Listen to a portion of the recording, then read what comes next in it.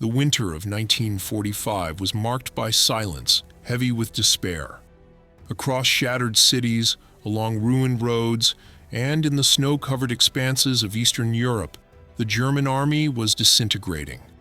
Generals who once commanded vast forces were now fugitives in uniforms, trapped by the consequences of a war that had devoured millions. Among these figures, one name would stand out for the tragic circumstances of his end: Paul Ludwig Ewald von Kleist, a German field marshal whose long career spanned 2 world wars. His fate, decided far from his homeland, reflects not only the collapse of the Wehrmacht, but also the immense human cost of power, loyalty, and defeat. How does a man who once stood at the very pinnacle of military prestige die in obscurity and torment? What does this say about the era that shaped and destroyed him?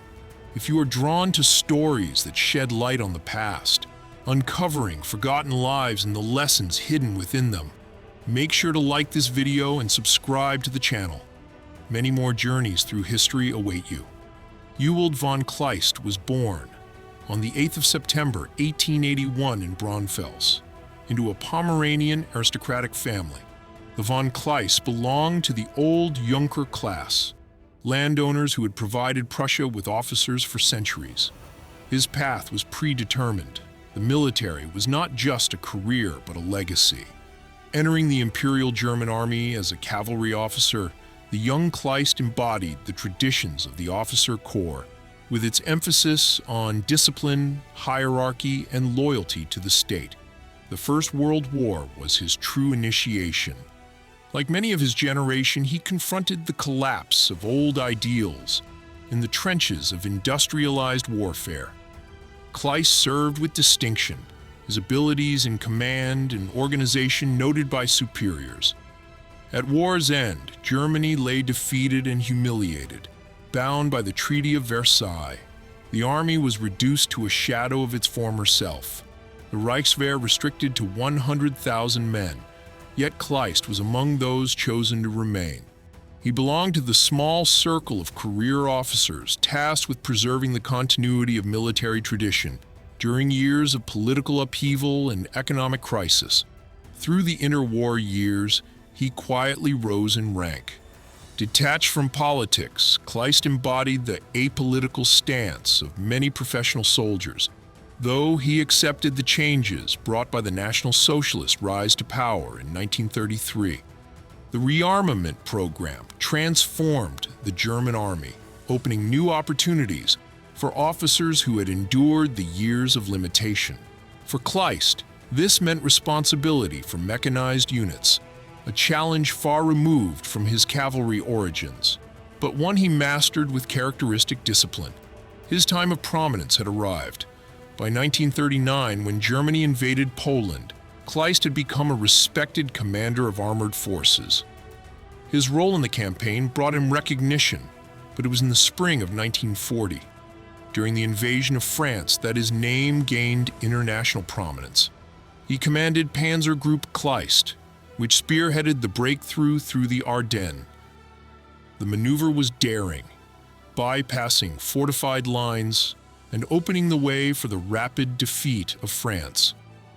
For his part in this triumph, Kleist was promoted and became one of the most trusted armored commanders in the Wehrmacht. The following year brought the greatest challenge of his career, Operation Barbarossa, the invasion of the Soviet Union. Leading Panzer Group I, later the 1st Panzer Army, Kleist drove deep into Ukraine. His units participated in some of the largest encirclements of the war, including the battles of Kiev and Uman, where hundreds of thousands of Soviet soldiers were captured. His success in mobile operations made him indispensable to Hitler's strategy in the East. Yet this success came with strains. The distances were immense, the resistance fierce, and logistical problems constant. Kleist's professionalism often clashed with the rigid demands from Berlin. Unlike some of his peers, he did not blindly embrace Hitler's increasingly unrealistic directives. This tension foreshadowed the eventual rift that would end his career. By 1942, he had been entrusted with Army Group A during the German drive into the Caucasus. His task, to seize the oil fields that were vital for sustaining the war effort. The campaign began with rapid advances but soon stalled. The mountains, the long supply lines, and the stiffening Soviet resistance proved insurmountable. Kleist managed to withdraw parts of his forces in relatively good order, avoiding the total catastrophe that befell the Sixth Army at Stalingrad. For this, he gained a reputation as a cautious yet capable commander. In March 1943, he was promoted to the rank of Generalfeldmarschall, the highest military rank in Germany. Yet the promotion masked the reality that the tide of war was turning. His authority would soon be tested in ways that no rank or title could protect. As 1943 turned into 1944, the Eastern Front became a graveyard for German hopes. The Soviet counteroffensives gained unstoppable momentum.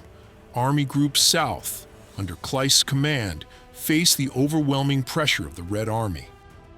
He struggled to conduct orderly retreats, attempting to preserve his soldiers and avoid encirclements.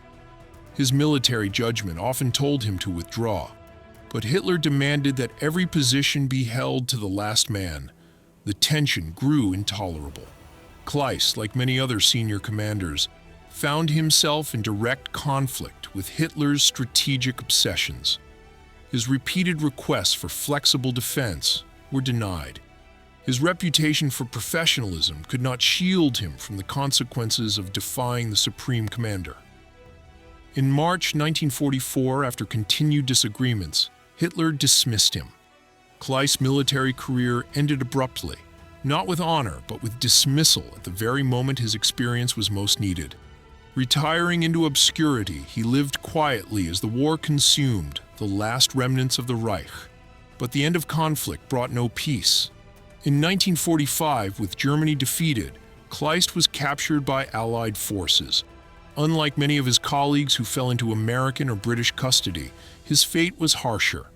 He was handed over to Yugoslavia, where he was tried for war crimes related to operations conducted in the Balkans. Sentenced to 15 years, he was then extradited to the Soviet Union. In Soviet custody, his decline was swift and merciless. Imprisoned in Vladimir Central Prison, conditions were harsh, food was scarce, and medical care minimal. The once proud field marshal, who had commanded entire armies, was reduced to a frail prisoner awaiting death. On the 13th of November 1954, Ewald von Kleist died in captivity, reportedly from neglect and illness. He was the only German field marshal to die in Soviet imprisonment.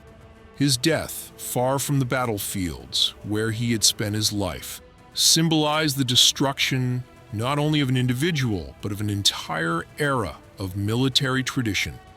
The story of Ewald von Kleist is not one of easy moral lessons. He was a professional soldier shaped by the traditions of his time, serving loyally under emperors, presidents, and dictators. His rise to field marshal demonstrates the opportunities and burdens that military men faced in the 20th century. His fall, culminating in a lonely death in a Soviet prison, illustrates the relentless weight of history where personal qualities could not alter the course of vast political and military struggles. In reflecting on his life, one cannot ignore the complexity of choices faced by men in uniform during total war. Von Kleist neither achieved the lasting fame of strategic geniuses nor the notoriety of ideological fanatics. Instead, his trajectory embodies the fate of a generation swept along by forces larger than themselves. His death behind prison walls, away from his homeland, remains a stark reminder of the consequences of ambition, loyalty, and defeat. History, in this sense, does not only recount victories and defeats, it also preserves the memory of individuals caught in its storm.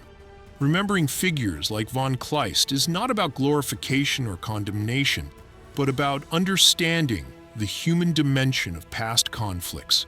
His story asks us to consider, How do we judge lives lived under circumstances so extraordinary? And what lessons do we carry forward into our own time? If you enjoyed this story and would like to explore more journeys into the past, don't forget to like, subscribe, and enable notifications so you never miss the next tale from history.